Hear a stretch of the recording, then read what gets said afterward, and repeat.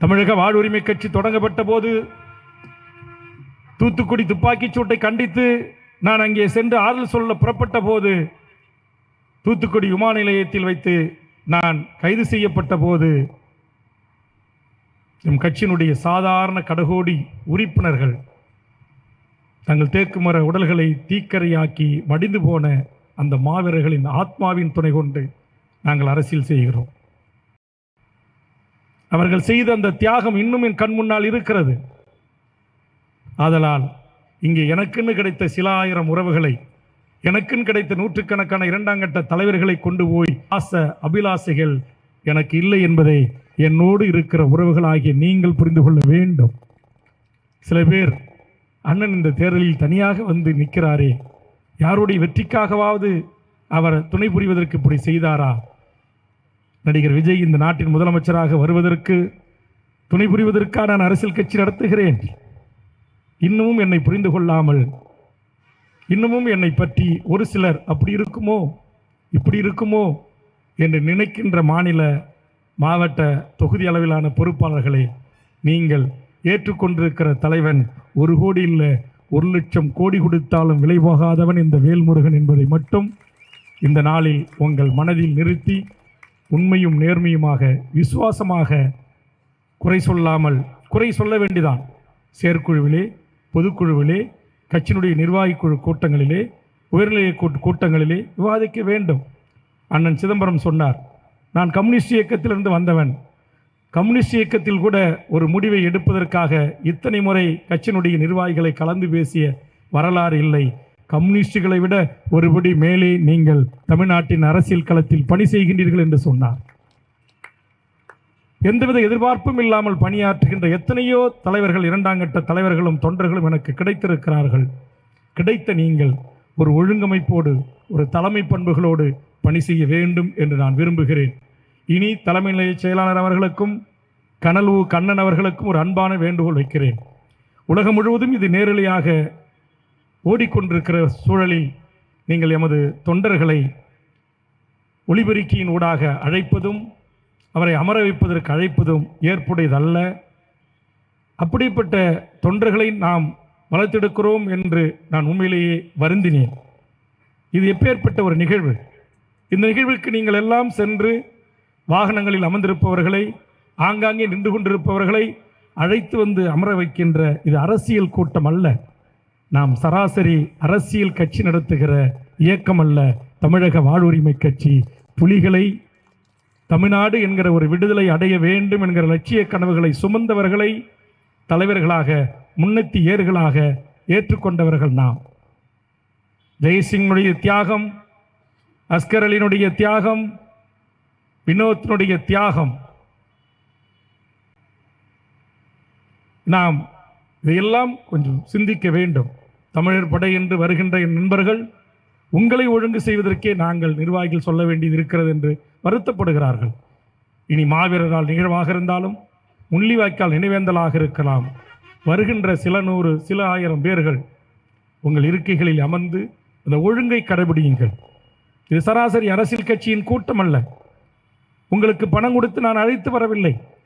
வண்டி வாகனங்களுக்கு காசு தந்து அழைக்கவில்லை.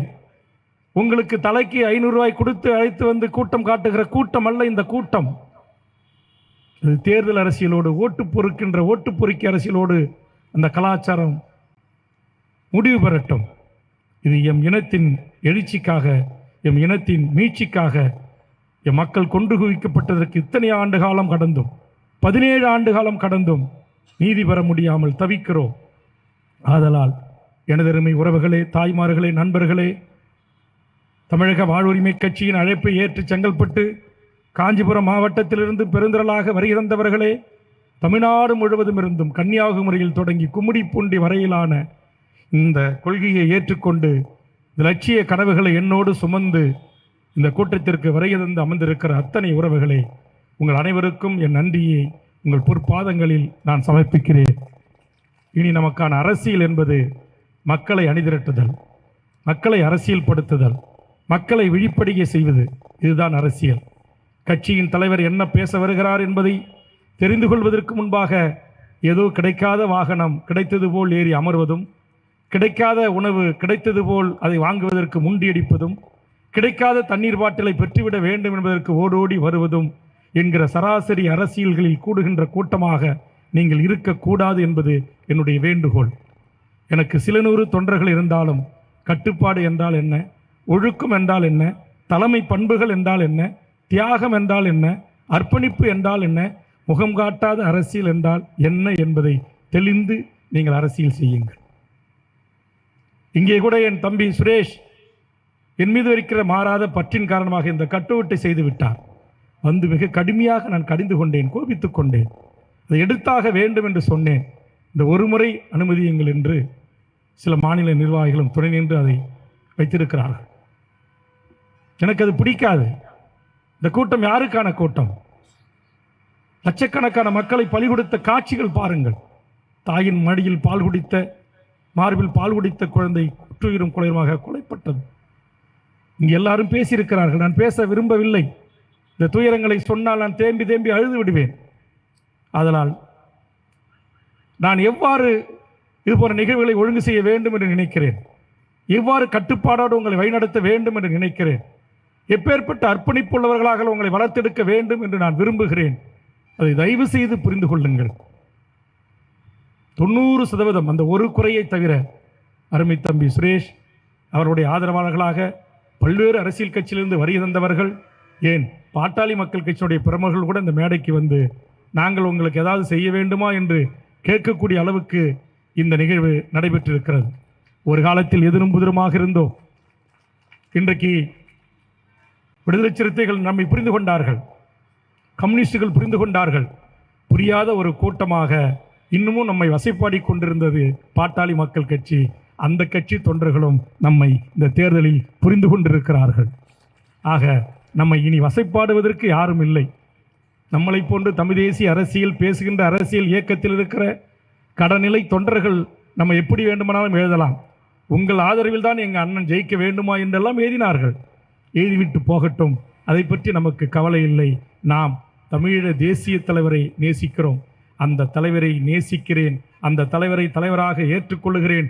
அந்த தலைவருடைய தமிழீழ விடுதலை கனவை நனவாக்குவதற்கு நானும் தோள் கொடுப்பேன், துணை நிற்பேன், அதற்காக பணியாற்றுவேன் என்று திரைத்துறையிலிருந்து வந்த நடிகர் விஜய் கூட நாளைக்கு அறிவித்தால் அவரையும் வேல்முருகன் பாராட்டுவான், அவரையும் வேல்முருகன் வாழ்த்துவான்.